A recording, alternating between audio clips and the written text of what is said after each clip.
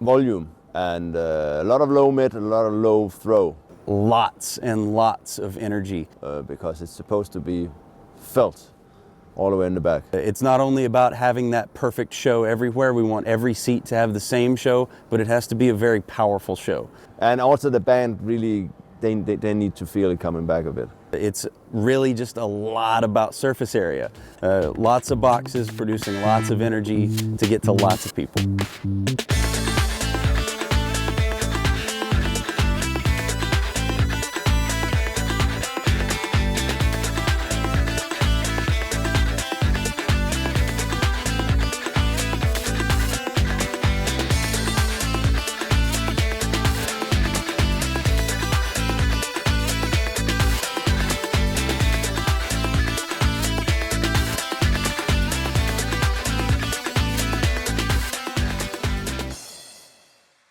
Well, I tend to leave a lot of headroom for, Mark with Airborne and Mads with Volbeat. If the dB limit for the night is 99, I'll usually mix them at like 97, 96, just to give them some sonic headroom so that the show can continue to get louder and more intense with more energy, with more people coming into the room. It's a courteous thing to do, I guess, as a support act, is just to leave that energy for the headliner to use. Today we have a full complement of Meyer Leo family boxes here today. We have on the main hang a hang of 18/4, Leo over LYON, LYON wide with some of their WXT elements down on the bottom. It's my favorite PA system. And I just had it out in the US as well. So it was an easy choice. Side hang, we did a little smaller configuration today with a hang of 8/4. Normally it's 14/4. And then we also have a flown end fire arrangement of 14 total 1100 LFC sub-elements. And then down on the floor you'll find a couple just to fill in down front of their 900 LFC with their leopard elements as well. We're going for as few places for subs as possible. To get a better throw of the lows on the side and the seats, one of them as close as possible to the mains. For what me and Mads have decided works best for Volbeat, this is the configuration that we've come up with that we think covers the audience on the best, particularly the people that are out there on the side towards the 180-degree mark. We want everyone here to have the same show, to experience the same show. I love it. I really have only mixed on Meyer, so I work for Rainbow Production Services, and we're mostly a Meyer house. So most of the experiences I have mixing on large format line array systems are on Meyer. So whether it be Milo or Micah, or on this tour, the Leo and LYON system. I think it's great. I think my mix constantly translates well onto it. There's nothing I have to do.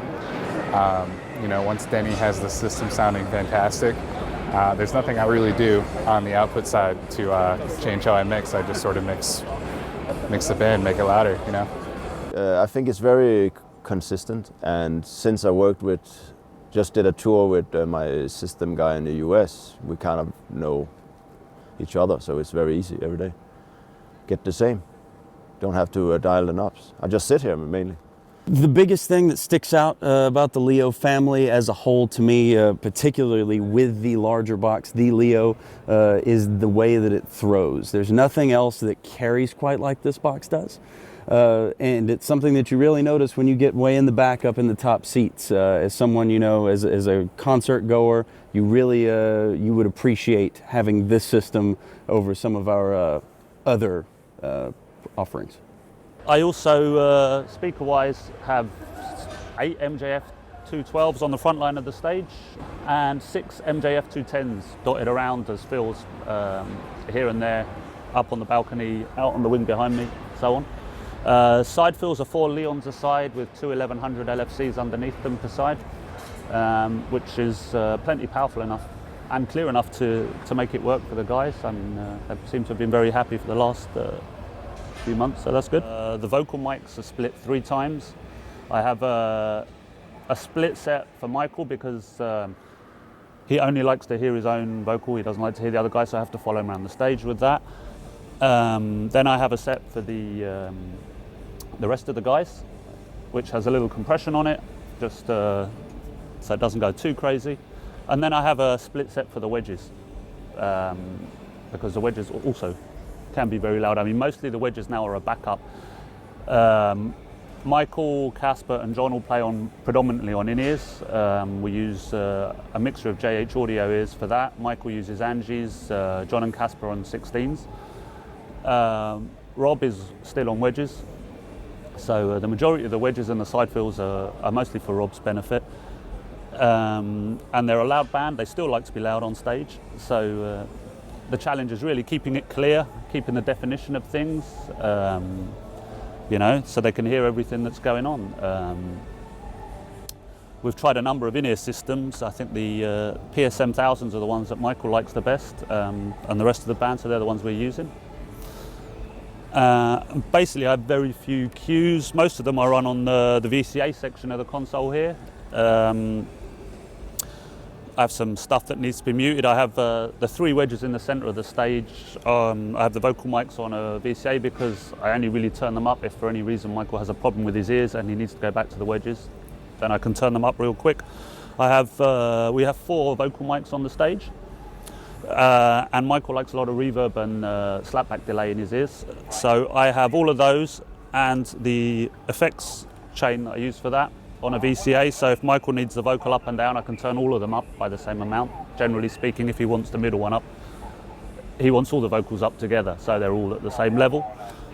And his vocal mics, because I need access to them all the time, they're sat on this area B section here, so they're always forward, stage right, center, stage left, and the rear vocal. And the only other thing on a good day that I'm doing is just guiding the ambient mics up and down. He loves to hear the crowd, so it's important to get the crowd when they're singing, chanting, clapping, whatever. So, and that's really it for that end of things. I think I have 24 mix outputs at the moment. Wedges at the top, in-ears in the middle, and then the crew mixes and communications for talkbacks, walkie-talkies, sound, whatever else the crew need to hear are in there as well. I mean, I built the session on a Pro X. I use Pro X predominantly. Occasionally on fly-in stuff, I have to go down to a Pro 2. So the session's built in such a way that the important features go straight over. So all my important sends for the band, they're coming in the first 24, and then the matrices, which you don't see on this layer, but the first 8 matrices on the Pro 2 are the last 8 sends, so they're the ones I use the effects on, so I don't have to make any changes when I scale down the console. All the important stuff stays right there. I have 10 channels of PSM 1000 down here, 1 for each band member, plus a hot spare for Michael on a new frequency. Then I have a crew, a guest mix, and the stage manager has also a mix with a walkie-talkie in it. So that's what they're doing. We tried a couple of other in-ear monitor systems on the way. This was the one that had the most headroom. It was the most natural sounding one. They're diversity receivers, so they don't have any of the that some of the other ones have, and they work very well. The software that runs them is great as well.